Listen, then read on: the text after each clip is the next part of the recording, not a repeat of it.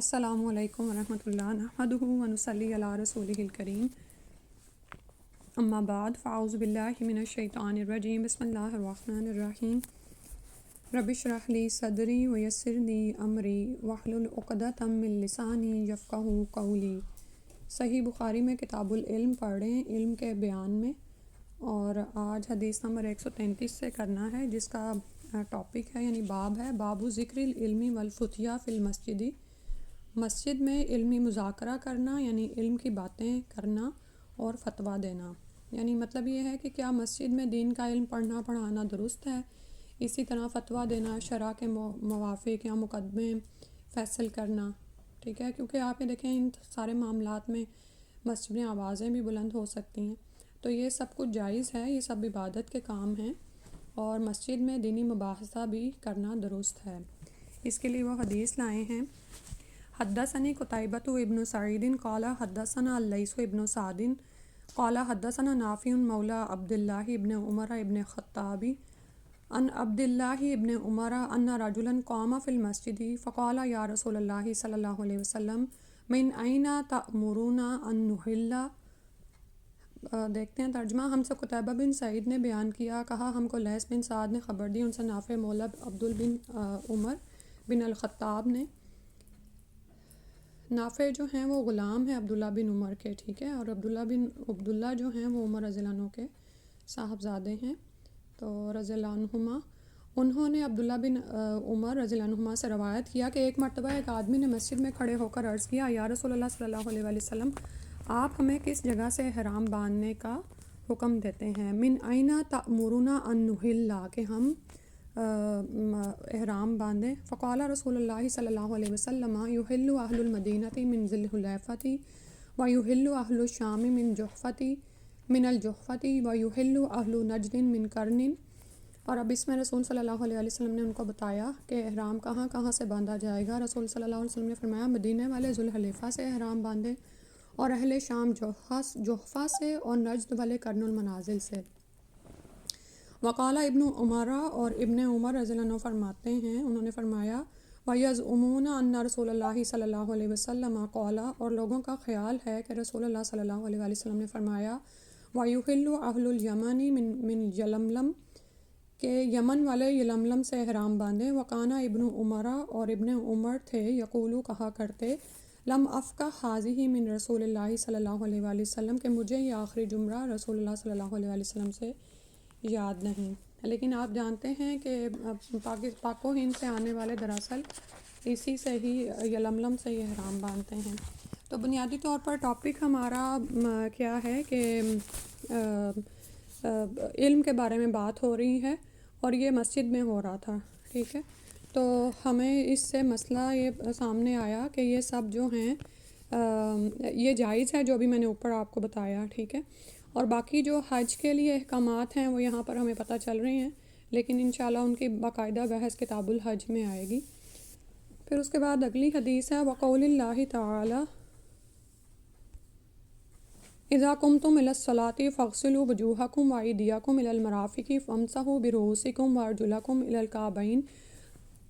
اور یہاں پر جو ان سا ہے باب ہے باب من اجاب السائل باکثر مما سألہ، سائل کو اس کے سوال سے زیادہ جواب دینا تاکہ اسے تفصیلی معلومات ہو جائیں، ٹھیک ہے، یعنی جتنا سوال اگر سائل نے یعنی سوال کرنے والے نے پوچھا ہے اس سے زیادہ بھی اگر آپ دے دیں تو کیا اس کی اجازت ہے؟ کیونکہ بعض اوقات ایسے ہوتا ہے نا کہ یہ بھی حکمت ہے کہ اگر آپ کو لگے کہ سننے والا اتنا اسٹیمنا ہی نہیں رکھتا کہ آپ کی اتنی لمبی اسپیچ سنیں، لیکن یہ ہے کہ جہاں پر آپ یہ دیکھیں کہ آپ اس کو زیادہ بات بتائیں گے تو زیادہ تفصیل سے اس کو سمجھ آ جائے گی، تو پھر وہاں پر ایسا کیا جائے گا۔ اور اس میں شروع میں وہ آیت لائے ہیں، اللہ تعالیٰ نے فرمایا اے ایمان والو، جب تم نماز کے لیے کھڑے ہو جاؤ تو پہلے وضو کرتے ہوئے اپنے چہروں کو اور اپنے ہاتھوں کو کوہنیوں تک دھو لو، اور اپنے سروں کا مسح کرو اور اپنے پاؤں ٹخنوں تک دھو۔ قال ابو عبداللہ وبین النبی صلی اللہ علیہ وسلم ان فرض الوضوء مرتن مرتن۔ امام بخاری رحمۃ اللہ کہتے ہیں کہ نبی کریم صلی اللہ علیہ وآلہ وسلم نے فرمایا، ابو عبداللہ جو ہیں وہ ان کی کنیت ہے امام بخاری کی، ٹھیک ہے، تو وہ کہہ رہے ہیں کہ نبی صلی اللہ علیہ وسلم نے فرمایا وضو میں اعضاء کا دھونا ایک ایک مرتبہ فرض ہے، اور آپ صلی اللہ علیہ وسلم نے اعضاء کو 2 بار بھی دھو کر وضو کیا ہے. انا فرد الوضوء مرتن مرتن، ایک دفعہ دھونا فرض ہے. وتوضا ایدن مرتین و ثلاثن، اور 2 بار بھی دھویا جا سکتا ہے. مرتین و ثلاثن، اور 3 بار بھی. ولم یزد علی ثلاثن، اور 3 مرتبہ سے زیادہ نہیں کیا. ٹھیک ہے، یہ آپ نے یاد رکھنا ہے کہ 3 دفعہ تک دھویا جا سکتا ہے. اور اگر جیسے پانی کی کمی ہے یا ویسے ہے تو فرض کیا ہے کہ ایک دفعہ تو وضو کے اعضاء دھو لیے جائیں. لیکن سنت کیا ملتی ہے؟ سنت میں آپ کو ایک دفعہ بھی ملتا ہے، لیکن یہ کہ 2 یا 3 دفعہ، لیکن اس سے زیادہ نہ کیا جائے. وَكَرِهَ أَهْلُ الْعِلْمِ الْإِسْرَافَ فِيهِ وَأَن يُجَاوِزُوا فِعْلَ النَّبِيِّ صلی اللہ علیہ وسلم، اور علماء نے وضو میں اسراف یعنی پانی حد سے زائد استعمال کرنے کو مکروہ کہا ہے، اور کہ لوگ اللہ کے رسول صلی اللہ علیہ وسلم کے فعل سے آگے بڑھ جائیں. یعنی جتنا آپ صلی اللہ علیہ وسلم نے کیا ہم وہیں تک ہی رہیں گے. اچھا، اب یہاں پر حدیث نمبر 134 ہے، اور باب تھا کہ پوچھنے والے کو اس کے سوال سے زیادہ جواب دینا، جیسے یہاں پر ہمیں نظر آ رہا ہے. اور امام بخاری کا طریقہ آپ یہ دیکھیں کہ باب العلم کے ساتھ انہوں نے کتاب الوضو کو شروع کرنا تھا، کیونکہ جب علم حاصل ہو جائے اور اب اس کے بعد آپ نے یعنی پہلے تو عقائد ایمان ہے، وہی کس طرح آتی تھی، اور پھر عقائد کی اصلاح ہوئی، تو پھر اب جو ہے عبادات بھی ساتھ ساتھ ہے نا. ٹھیک ہے، اور عبادات سے پہلے طہارت ہے، تو طہارت میں وضو کو انہوں نے رکھنا تھا پہلے ٹاپک کے طور پر. تو اس سے پیچھے جو چیپٹر انہوں نے ختم کیا وہ بھی سبحان اللہ وضو پہ ہی ختم کیا. ٹھیک ہے، تو اور یہاں پر ایک اور جو یعنی یہ کتاب الوضو کا پہلی حدیث بھی بنے گی اس طرح سے نا. ٹھیک ہے، اور اسی طرح سے میرے پاس جو ایک حدیث ہے جو آپ یہاں پر آپ کو اسلام 1 پر نہیں ملے گی، میں نے آپ کے ساتھ شیئر کی ہے، وہ بھی اس کے ساتھ ہی پڑھ لیتے ہیں کیونکہ اس کا ٹاپک یہی ہے. ٹھیک ہے، اور وہ ہے بابو من اجاب السائل باکثر مما سالہ، وہی جو ابھی آپ کو ٹاپک پڑھا تھا. حدثنا آدم قال حدثنا ابن ابی ذئب عن نافع عن ابن عمر عن النبی صلی اللہ علیہ وسلم وابن ابی ذئب عن زہری عن سالم عن ابن عمر عن النبی صلی اللہ علیہ وسلم ان رجلا سالہ ما یلبس المحرم. اور ترجمہ ہے کہ ہم سے آدم بن ابی ایاس نے بیان کیا، کہا ہم سے ابن ابی ذئب نے، انہوں نے نافع سے، انہوں نے ابن عمر سے، انہوں نے حضرت صلی اللہ علیہ وسلم سے. دوسری سند اور ابن ابی ذئب نے اس کو زہری سے یہی روایت کیا، انہوں نے سالم سے، انہوں نے ابن عمر سے، انہوں نے حضرت صلی اللہ علیہ وسلم سے، کہ ایک شخص نے آپ صلی اللہ علیہ وسلم سے پوچھا جو شخص احرام باندھے ما یلبس المحرم، یعنی جو احرام والا ہو وہ کیا پہنے. فقالا، تو رسول صلی اللہ علیہ وسلم نے فرمایا یا لا یلبس القمیص ولا الامامۃ ولا السراویل ولا البرنس ولا ثوبا مسہ الورس او الزعفران فإن لم یجد النعلین فلیلبس الخفین ولیقطعہما حتی یکونا تحت الکعبین. آپ صلی اللہ علیہ وسلم نے فرمایا نہ قمیص پہنے، نہ امامہ پہنے، نہ سراویل یعنی پاجامے، برنس ٹوپی بھی نہیں پہنے گا محرم، ٹھیک ہے، جو مرد محرم ہے، ولا صوبن، اور نہ ہی ایسا کپڑا جس میں ورس یا زعفران لگی ہو یعنی خوشبو وغیرہ کسی بھی طرح کی. اب یہاں پر ورس اور زعفران جو اس زمانے میں خوشبو تھی اس کا ذکر آ رہا ہے، لیکن اس پہ جو ہے ہر طرح کی خوشبو کو آپ قیاس کریں گے. پھر اگر فَإِن لَمْ يَجِدْ نَعْلَيْن، پھر اس کو پہننے کو جوتیاں یعنی چپلیں نہ ملیں. چپلیں وہ والی ہوتی ہیں جن کے چھت کور، جو پاؤں کی چھت کو کور نہیں کرتی. ٹھیک ہے، تو اگر اس کو ایسی چپلیں نہ ملیں تو پھر موزے پہنے، لیکن ان کو وَلْيَقْطَعْهُمَا، تو ان کو کاٹ لے ٹخنوں سے نیچے تک ان کو کاٹ کر پہن لیں. ٹھیک ہے، تو اب یہاں پر ہم دیکھتے ہیں کہ محرم نے سوال کیا تھا، یعنی پوچھنے والے نے سوال کیا تھا کہ کون سا لباس پہنے، تو آپ صلی اللہ علیہ وسلم نے پھر اس کو ساری جو ہے وہ تفصیل بتا دی. ٹھیک ہے، اب کتاب الوضو ہم پڑھتے ہیں آج سے انشاءاللہ. اللہ سبحانہ وتعالیٰ جو ہم نے پڑھا ہے کتاب العلم میں اس کو سمجھنے کی اور اس کے مطابق ہمیں عمل کرنے کی توفیق عطا فرما دے، کیونکہ ہم میں سے ہر کوئی ٹیچر کے رول پر ہوتا ہے، خواہ وہ باقاعدہ طور پر کسی اسکول کالج میں نہیں بھی ٹیچنگ کرا رہا، لیکن ہم ہر وقت کسی نہ کسی کے ساتھ ہوتے ہیں جس کو ہم نصیحت کریں، اور اسی طرح گھروں میں بطور ماں یا بڑی بہن کے یا جیسے بھی جس بھی اس میں ہوتے ہیں، تو ہم دوسروں کو علم سکھا رہے ہوتے ہیں. تو اللہ تعالیٰ سے دعا ہے کہ جو باتیں ہم نے حکمت کی کتاب العلم میں سیکھی ہیں، اللہ سبحانہ تعالیٰ ان کو ہمیں اپنی زندگی میں بھی شامل کرنے کی توفیق عطا فرما دے. حدیث نمبر 135 ہے، کتاب الوضو میں یہ آئے گی. ٹھیک ہے، اور اس میں حدیث میں ہم پہلے یہ دیکھ لیں کہ یہ یہاں پر جو اب انہوں نے لائے ہیں، بابٌ لا تقبل صلاۃ بغیر طہور، کہ باب کیا ہے کہ بغیر وضو کے نماز قبول نہیں ہوتی. ٹھیک ہے، طہارت کے بغیر نماز نہیں ہے. اور جیسے صدقہ قبول نہیں ہوتا چوری کے مال میں سے. ٹھیک ہے، یعنی عبادت تو بعد میں آئے گی، پہلے تو اس کے پھر شرائط دیکھی جاتی ہیں. تو اسی لیے اب اس کو دیکھتے ہیں.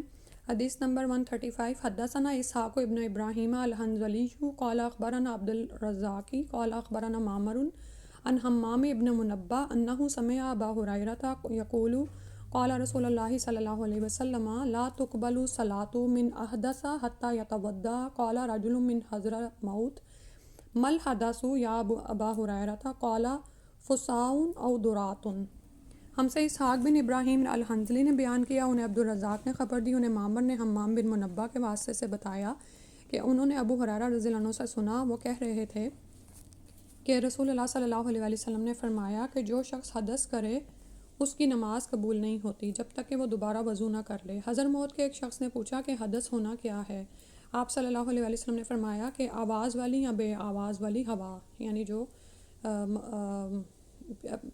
پیچھے کے مقام سے، یعنی پاخانے کے مقام سے نکلتی ہے. ٹھیک ہے، اس کے بعد ہے حدیث نمبر 136، حدثنا یحییٰ ابن بکیر قال حدثنا اللیث عن خالد عن سعید ابن ابی ہلال عن نعیم المجمری قال رقیت مع ابی ہریرہ علی ظہر المسجد فتوضا وقال انی سمعت النبی صلی اللہ علیہ وسلم یقول ان امتی یدعون یوم القیامۃ غرا محجلین من آثار الوضوء فمن استطاع منکم ان یطیل غرتہ فلیفعل. اور یہاں پر جو باب ہے اس کو بھی دیکھ لیتے ہیں.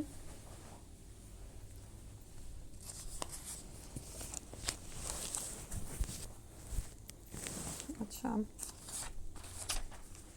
وضو کی فضیلت کے بیان میں اور ان لوگوں کی فضیلت میں جو قیامت کے دن وضو کے نشانات سے سفید پیشانی اور سفید ہاتھ پاؤں والے ہوں گے. سبحان اللہ. تو حدیث ہے، ہم سے یحییٰ بن بکیر نے بیان کیا، ان سے لیث نے خالد کے واسطے سے نقل کیا، وہ سعید بن ابی ہلال سے نقل کرتے ہیں، وہ نعیم مجمر سے نقل کرتے ہیں کہ میں ایک مرتبہ ابو ہریرہ رضی اللہ عنہ کے ساتھ مسجد کی چھت پر چڑھا تو آپ صلی اللہ علیہ وسلم نے وضو کیا اور کہا کہ میں نے رسول اللہ صلی اللہ علیہ وسلم سے سنا تھا کہ آپ صلی اللہ علیہ وسلم فرما رہے تھے کہ میری امت کے لوگ وضو کے نشانات کی وجہ سے قیامت کے دن سفید پیشانی اور سفید ہاتھ پاؤں والوں کی شکل میں بلائے جائیں گے. تو تم میں سے جو کوئی اپنی چمک بڑھانا چاہتا ہے تو وہ بڑھا لے، یعنی اچھی طرح سے وضو کرے. ٹھیک ہے، تو سبحان اللہ. آپ یہ دیکھیں کہ عبادات تو ابھی نہیں شروع ہوئیں، لیکن اس سے پہلے ہی طہارت پر ہی کتنی ہمارے لیے فضائل ہیں. اور امام بخاری کا انداز بھی آپ یہ دیکھیں کہ ایمان اور علم کے بیان سے فارغ ہوئے اور تو وضو اور طہارت کا بیان شروع کیا ہے، کیونکہ نماز سب فرضوں میں ایمان کے بعد مقدم ہے اور طہارت کے بغیر نماز نہیں ہوتی. ٹھیک ہے، تو اور یہاں پر ایک تو یہ کہ نماز کی قبولیت کی شرط یہ ہے کہ وضو اچھا کیا گیا ہو، یعنی تیزی میں جلد بازی میں نہ ہو. جیسے ہم نے پیچھے کتاب العلم میں بھی پڑھا تھا کہ ایسا نہ ہو کہ ایڑیاں چھوڑ دیں آپ اور وہ خشک کی خشک رہ جائیں یا کچھ اور، کیونکہ اب آپ اتنا بڑا فریضہ سر انجام دینے جا رہے ہیں تو وضو کے پورے ارکان کو سیکھنا اور ان کو باقاعدگی ٹھیک طریقے سے ادا کرنا بہت ضروری ہے. ٹھیک ہے، اور اسی طرح اب یہاں پر ہمیں بعض اوقات کیا ہوتا ہے کہ سردی ہے یا ویسے گرمی یا کچھ انسان کو ہوتا ہے نا کہ کبھی اٹھ کے وضو کرنے کو دل نہیں کر رہا ہوتا، تو یہاں پر آپ یہ دیکھیں کہ وضو کے اعضاء قیامت والے دن سفید پیشانی اور سفید ہاتھ پاؤں یہ چمک رہے ہوں گے. رسول صلی اللہ علیہ وسلم حوض کوثر پر آپ کے لیے کھڑے ہوں گے تو آپ کو آپ کے وضو کے نشانات سے ہی پہچانیں گے. ٹھیک ہے، تو جو چاہے اپنے اس زیور کو بڑھا لے. اس کا مطلب یہ ہے کہ جو چاہے تو جیسے کوہنیوں تک دھونے کا حکم ہے تو تھوڑا اوپر تک آپ دھو لیں. ٹھیک ہے، اور اسی طرح جیسے کچھ صحابہ کے آتے ہیں کہ جیسے ٹخنوں تک پاؤں کو دھونے کا حکم ہے تو اوپر تک ٹانگوں کو تھوڑا سا دھو لیتے تھے. تو یعنی اب پیچھے ہم نے پڑھا نا کہ 3 دفعہ سے زیادہ نہ کرے، پانی کا اسراف ہوگا. گنتی میں آپ نے 3 دفعہ سے زیادہ نہیں بڑھنا، ٹھیک ہے، لیکن ویسے اب آپ جب وضو کر رہے ہیں تو آپ تھوڑا سا اوپر اس کو کر سکتے ہیں. اور دوسرا اس کا مطلب یہ بھی نکلتا ہے کہ وہ اس کو بڑھا لے، یعنی فلیفل ایسا کرے، یعنی وضو اچھی طرح سے کرے.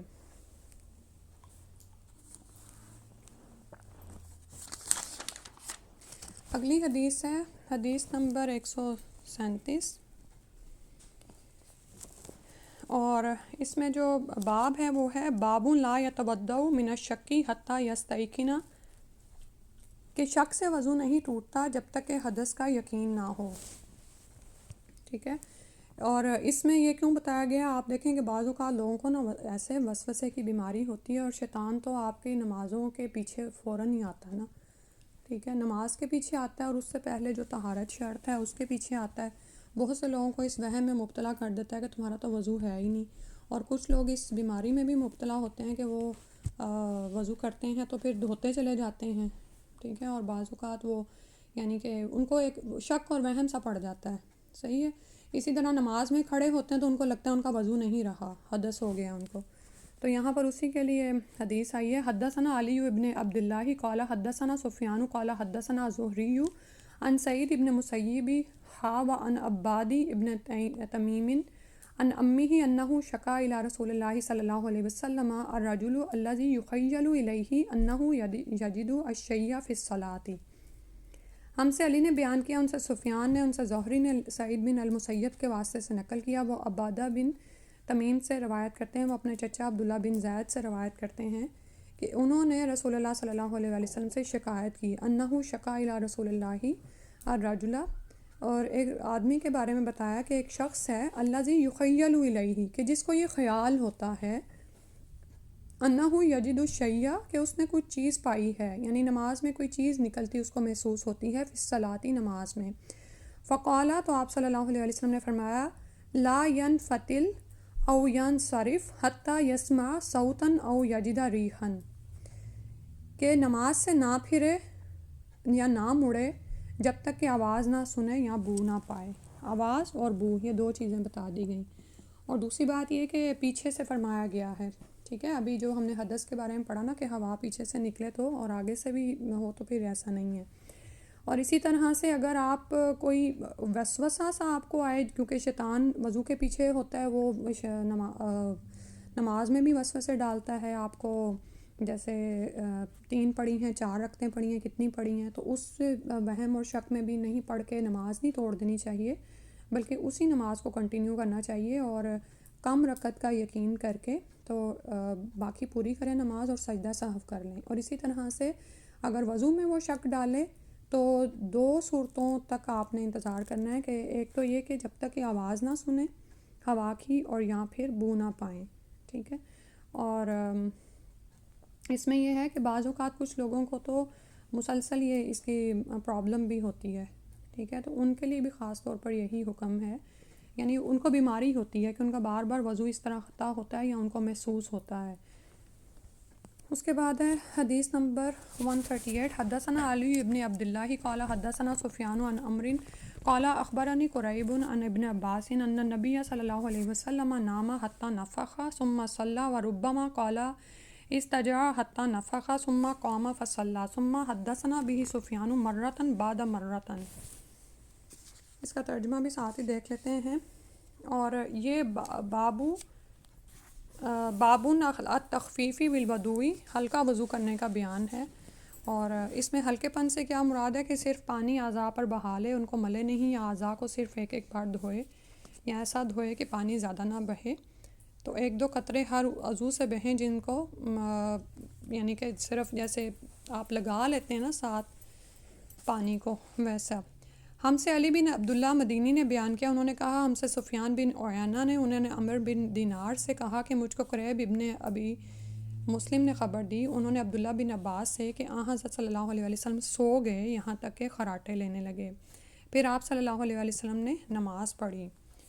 کبھی سفیان نے یوں کہا کہ آپ صلی اللہ علیہ وسلم کروٹ پر کروٹ لیٹے رہے یہاں تک کہ خراٹے لینے لگے، پھر نماز پڑھی. ٹھیک ہے. پھر آگے ہے ان امرن ان قریب ان ابن عباس قال بت عند خالتی میمونۃ لیلۃ فقام النبی صلی اللہ علیہ وآلہ وسلم من اللیل فلما کان فی بعد اللیل قام النبی صلی اللہ علیہ وسلم فتودع من شن معلق وضوءا خفیفا یخففہ امر ویقللہ. ہم سے سفیان نے کبھی لمبی حدیث بیان کی کبھی مختصر. یہ علی ان سے کہہ رہے ہیں. عمر بن دینار سے، انہوں نے قریب سے، انہوں نے ابن عباس سے کہ میں ایک رات کو اپنی خالہ ام المومنین میمونہ رضی اللہ عنہ کے پاس رہا. ٹھیک ہے. بھانجے ہیں تو اپنی خالہ کے پاس رہے اور وہ آپ صلی اللہ علیہ وسلم کی زوجہ محترمہ ہیں. حضرت صلی اللہ علیہ وسلم رات کو اٹھے یا رات کو سو رہے. جب تھوڑی رات گزر گئی تو آپ صلی اللہ علیہ وسلم کھڑے ہوئے تو پانی کی ایک مشک جو لٹک رہی تھی پرانی، اس میں سے آپ صلی اللہ علیہ وسلم نے ہلکا وضو کیا. وقام یصلی اور فتودعت نحوا مما تودع.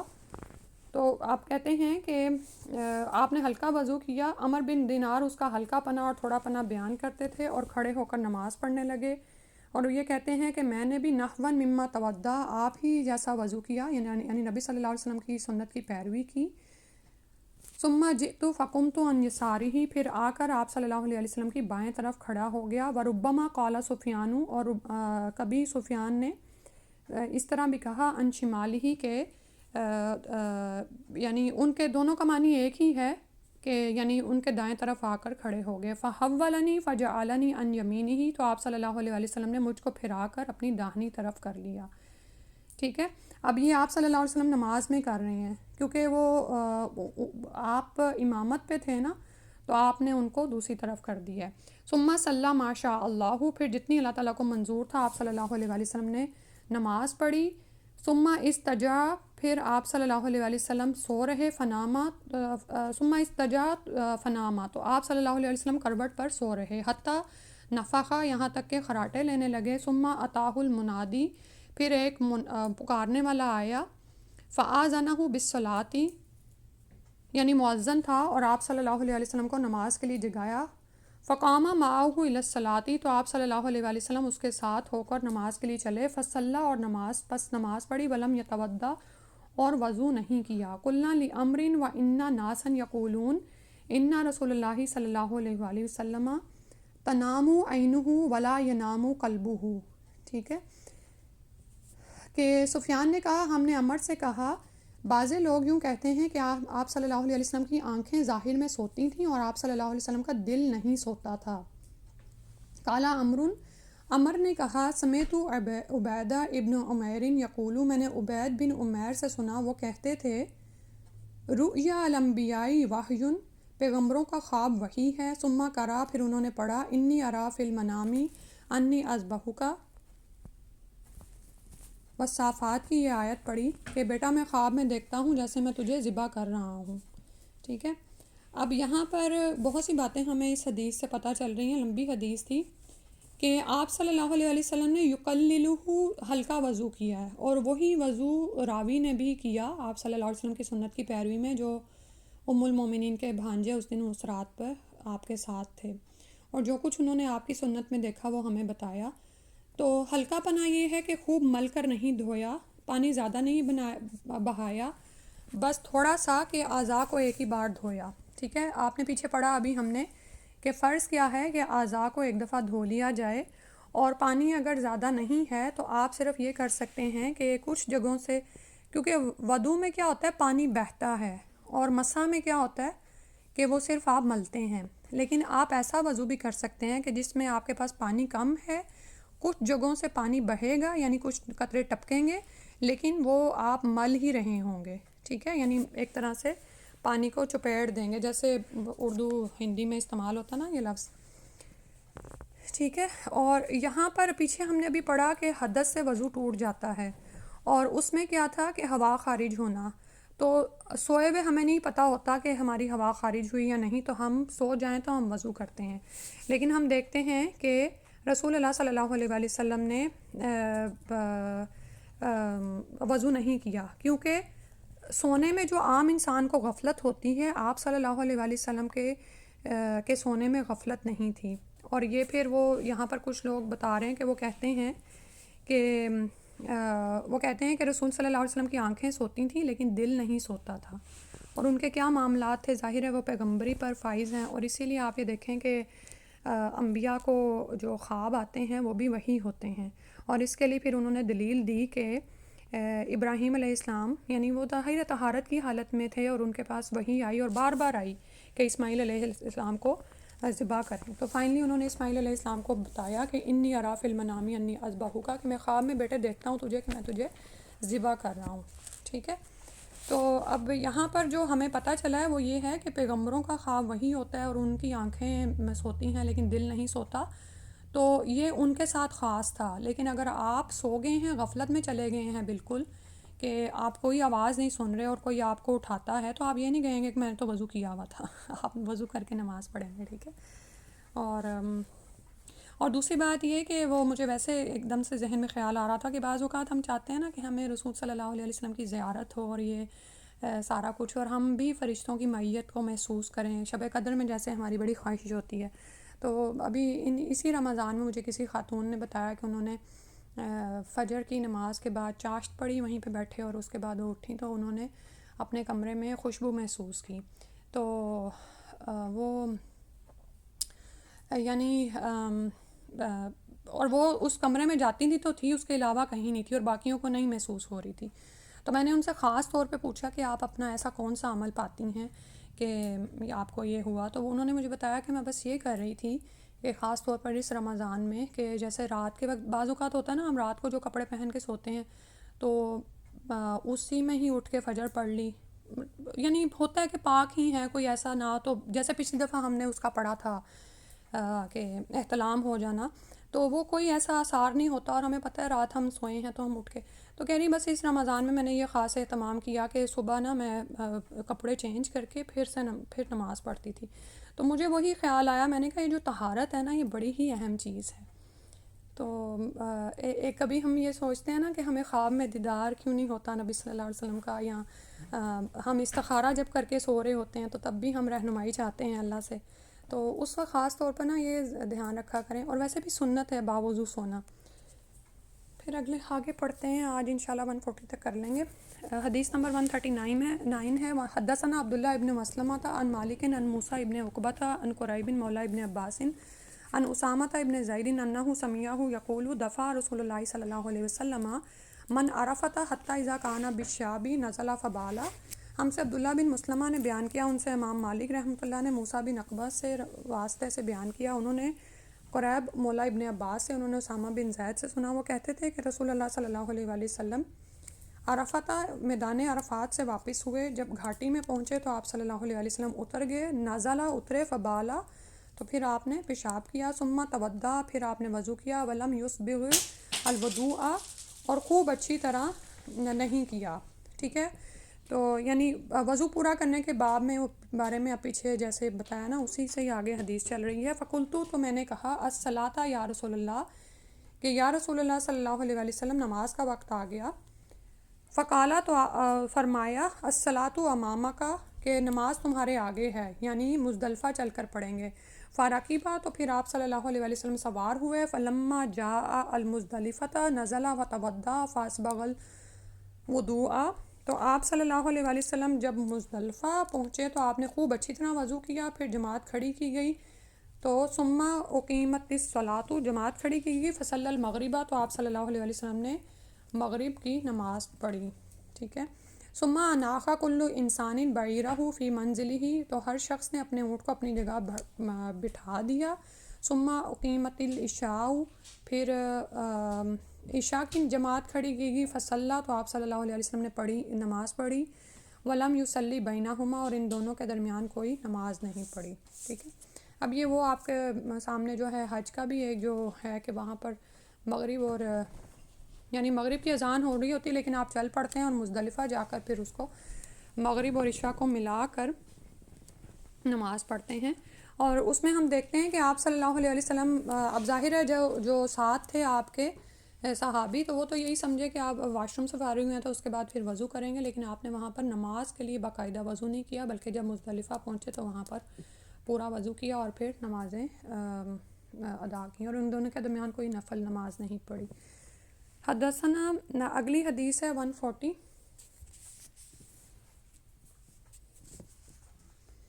اور ہاں، یہ پچھلی حدیث میں نا ہو سکتا ہے آپ کو یہ ہو کہ جب آپ صلی اللہ علیہ وسلم واش روم سے فارغ ہوئے ہیں تو یسبغ الوضوء، تو اس میں پھر وضاحت میں آتا ہے کہ چونکہ آپ صلی اللہ علیہ وسلم کو جانے کی جلدی تھی اور اللہ کے حکم کی وجہ سے مغرب اور عشاء کو آپ نے آگے جا کر اکٹھا کرنا ہے، تو کچھ کہتے ہیں کہ یہاں پر وضو سے مراد صرف ہاتھوں کا دھونا ہے، ٹھیک ہے۔ اور اس کے علاوہ جو دوسری بات ہمیں یہ پتہ چلتی ہے کہ اگر آپ صلی اللہ علیہ وسلم نے اگر وہاں پر وضو بھی کیا ہلکا، لیکن اس کے بعد جب نماز کا وقت آیا تو اگر پہلے سے وضو تھا بھی تو تازہ وضو کر لینا مستحب ہے، ٹھیک ہے۔ اس کے بعد اگلی حدیث ہے حدیث نمبر 140۔ حدثنا محمد ابن عبد الرحیم قال اخبرنا ابو سلمۃ الخزاعی منصور ابن سلمۃ قال اخبرنا ابن بلال یعنی سلیمان عن زید ابن اسلم عن عطاء ابن یسار عن ابن عباس انہ توضا فغسل وجہہ۔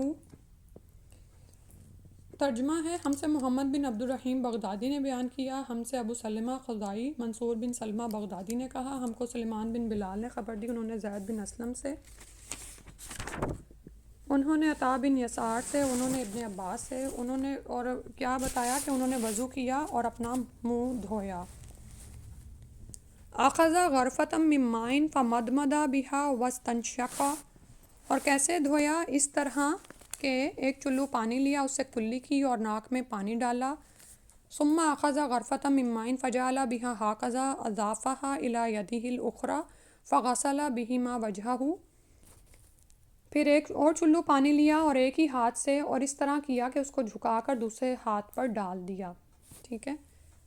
ثم اخذ غرفۃ من ماء فغسل بها يده اليمنى ثم اخذ غرفۃ من ماء فغسل بها يده اليسرى، پھر ایک اور چلو پانی لیا اور اس سے اپنا داہنا ہاتھ دھویا، پھر ایک اور چلو پانی لیا اور اس سے اپنا بایاں ہاتھ دھویا۔ ثم مسح برأسه، پھر اپنے سر پر مسح کیا۔ ثم اخذ غرفۃ من ماء، اور پھر ایک اور چلو پانی لیا۔ فرش علی رجلہ الیمنی حتی غسلها، اور داہنے پاؤں پر چھڑکا اور اس کو اچھی طرح سے دھو ڈالا۔ ثم اخذ غرفۃ اخری فغسل بها رجلہ یعنی الیسری، ایک اور چلو پانی لیا، اس سے بائیں پاؤں کو دھویا۔ ثم قال، پھر کہنے لگے، ہاکذا رأیت رسول اللہ صلی اللہ علیہ وسلم یتوضأ، میں نے رسول اللہ صلی اللہ علیہ وسلم کو اسی طرح وضو کرتے دیکھا ہے، ٹھیک ہے۔ تو سنت یہی ہے جو یہاں پر بتائی گئی ہے۔ الحمدللہ آپ یہ دیکھیں کہ یہ ہم اسی طرح ہی وضو کرتے ہیں، لیکن آج ہم یہ دیکھ رہے ہیں کہ یہ ہم تک کس واسطے سے پہنچا ہے نا۔ اب یہ دیکھیں کہ اتنے اوپر راوی ہیں اور پھر وہ ابن عباس تک جاتے ہیں، ابن عباس پھر بتا رہے ہیں کہ انہوں نے رسول صلی اللہ علیہ وسلم کو اس طرح سے وضو کرتے ہوئے دیکھا، ٹھیک ہے۔ تو یعنی کہ پھر اس دین کی قدر آتی ہے کہ کس طرح سے نبی صلی اللہ علیہ وسلم سے یہ ہم تک باحفاظت پہنچا ہے، ٹھیک ہے۔ اور یہاں پر جو بتایا جا رہا ہے بار بار ایک چلو کا ذکر آ رہا ہے، یعنی ایک ہاتھ سے پانی کا چلو لے کر دونوں ہاتھوں سے پھر اس کو دھونا، اور دونوں ہاتھوں سے چہرے کا صرف ایک چلو پانی سے بھی دھونا جائز ہے، صحیح ہے۔ یعنی اور ظاہر ہے اس زمانے میں جس طرح آج کل آپ کے پاس نلکے اور یہ ٹیپس وغیرہ اویلیبل ہیں وہ اس زمانے میں نہیں ہوتے تھے۔ تو سنت جو یہاں سے پتہ چل رہی ہے وہ یہی ہے کہ ایک چلو لے کر آدھے سے ناک صاف کرے، اہل حدیث نے اسی کو اختیار کیا ہے، اور حنفیہ کہتے ہیں کہ الگ الگ چلو سے مزمزہ اور استنشاق بہتر ہے، یعنی پہلے ایک چلو لے تو پھر کلی کرے اور پھر ایک چلو لے تو پھر ناک میں پانی ڈالے، اور پانی کا ایک ہی چلو ایک ہی ہاتھ سے لیا، لیکن دوسرا یہ بھی آ رہا ہے کہ پھر دونوں ہاتھوں میں لے کر اس سے انہوں نے چہرے کو یعنی کہ دھو لیا، کیونکہ اس میں میرے پاس جو باب آ رہا ہے وہ غسل الوجہ بالیدین من غرفۃ واحدۃ، ایک ہاتھ سے پانی کا چلو لے کر دونوں ہاتھوں سے منہ دھو لینا، ٹھیک ہے۔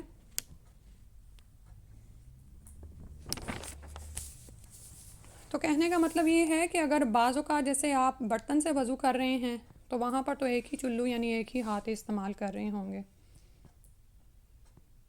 ٹھیک ہے، بس آج یہاں تک ہی پڑھتے ہیں. اگر آپ نے کوئی بات شیئر کرنی ہو تو کریں. 140 تک ہم گئے ہیں، اور اس میں بس عمل کی بات یہی ہے کہ ہم اپنا وضو دیکھیں کہ وہ اس طرح ہی ہے. ٹھیک ہے، اور پھر خاص طور پر مسواک ہم جانتے ہیں کہ نبی صلی اللہ علیہ وسلم کیا کرتے تھے، میں بھی آگے باب میں آئے گی بھی تو. لیکن نبی صلی اللہ علیہ وسلم نے اس کو جو ہے امت پر شاک نہ گزرنے کے خیال سے اس کو لازم نہیں کیا. لیکن آپ جانتے ہیں کہ مسواک کے ساتھ جو وضو کیا گیا ہوتا ہے اس سے نماز کی فضیلت بھی بڑھ جاتی ہے. اور اس کے علاوہ مسواک میں آپ کے لیے یعنی اخروی فائدے تو ہیں کہ سنت کی پیروی ہو رہی ہے، لیکن جسمانی طور پر بھی بہت سی بیماریوں کا علاج مسواک میں ہے. ٹھیک ہے، اور اس کے بعد کلی کرنا اور اس کے بعد ناک میں پانی چڑھانا بہت سی بیماریوں کا علاج ہے. یوزلی کیا ہوتا ہے کہ ہمارے ناک میں کچھ نہ کچھ پھنسا رہتا ہے لیکن ہمیں پتہ نہیں ہوتا، تو ہم چلو لے کر ناک میں پانی ڈالتے ہیں لیکن ہم چڑھاتے نہیں ہیں. وضو میں نہیں روزے میں نہیں چڑھانا چاہیے، لیکن عام اگر آپ کی طبیعت وغیرہ خراب نہیں ہے تو جب آپ کلی کریں تو تب بھی نبی صلی اللہ علیہ وسلم جب مسواک کرتے تھے تو آ کی آواز آتی، کیونکہ وہ حلق تک اس کو پھیرتے تھے. اس سے بھی آپ کا سارا گلا صاف ہو جاتا ہے. اور جب آپ ناک میں پانی اوپر چڑھاتے ہیں نا تو آپ کے نتھنے اور یہ جو سارا ENT سیکشن ہے نا، یہ سارا آپ کا صاف ہو جاتا ہے. اور سبحان اللہ آپ کو دن میں 5 دفعہ یہ کرایا جاتا ہے. لیکن اگر آپ کسی بیماری کا شکار ہیں یا اس طرح حلق تک پانی نہیں چڑھا سکتے تو پھر نہیں آپ کریں، کیونکہ وہ تکلیف کا باعث ہوگا. اور اسی طرح روزے میں بھی ناک میں پانی اوپر تک نہیں چڑھانا، صرف ناک میں پانی ڈالنا ہے. لیکن ویسے جو سنت ہے نا، وہ پانی لے کے تھوڑا سا اوپر کو آپ کھینچتے ہیں تو پھر دونوں نتنے اچھی طرح سے صاف کر دیتے ہیں. ٹھیک ہے، اسی طرح کوہنیوں تک اچھی طرح تسلی کیا کریں کہ بازو دھل گئے ہیں. اور چہرہ جو ہے وہ ماتھے سے لے کر تھوڑی کے نیچے تک، اور ایک کان کی لو سے لے کر یعنی جو سائیڈ والا حصہ ہے وہاں سے لے کر دوسرے کان تک ہوتا ہے. صحیح ہے. اسی طرح پاؤں جو ہیں وہ ٹخنوں تک دھوئے جاتے ہیں. اور سر کا مسح ہے، ساتھ ہی کانوں کا مسح ہے. ٹھیک ہے، یہ آپ کا وضو ہے.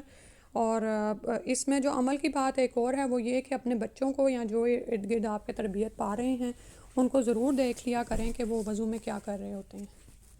ٹھیک ہے، اور پھر یہ کہ وضو میں پانی کو بچانا. ابھی جو ہم نے چلو بھر پانی کا پڑا ہے تو اس میں آپ یہ دیکھیں کہ پانی بچایا جائے اور اسراف نہ کیا جائے. ٹھیک ہے، ٹیپ ہمارے پاس اویلیبل ہیں، لیکن اگر ہم ٹیپ کو بند بھی کر دیں تو کچھ نہیں ہوتا. لیکن یوزلی ہماری یعنی عادت ہی ایسی بنی ہوئی ہے کہ پیسٹ کر رہے ہیں تو دانتوں کو پھیر رہے ہیں لیکن نلکا ایسے ہی کھلا ہوا ہے. یا اسی طرح مسا کیا ہے تو پاؤں ٹیپ کھلا ہوا ہے، حالانکہ پاؤں کو بیسن تک رکھنے میں ٹائم لگنا ہے تو آپ اس وقت بھی اس کو بند کر سکتے ہیں. ٹھیک ہے، اور ویسے تو اگر آپ یہ بھی کر سکتے ہیں کہ اگر گھر میں بچوں کو بھی سکھانے کے لیے بچے کو کہیں کہ برتن لے کے کھڑا ہو اور آپ وضو کریں، اور پانی بھی بچے گا اور اس سے جو ہے بچہ بھی سیکھ جائے گا اور آپ کے ساتھ رہے گا. یعنی جو خدمت ہم دیکھتے ہیں کہ انس رضی اللہ عنہ نے رسول صلی اللہ علیہ وسلم کی ہے. ٹھیک ہے، اللہ سبحانہ تعالیٰ سے دعا ہے کہ ہمیں سمجھنے کی اور عمل کرنے کی توفیق عطا فرما دیں. آمین یا رب العالمین. جی کوئی بات شیئر کرنی ہو تو آپ کر دیں.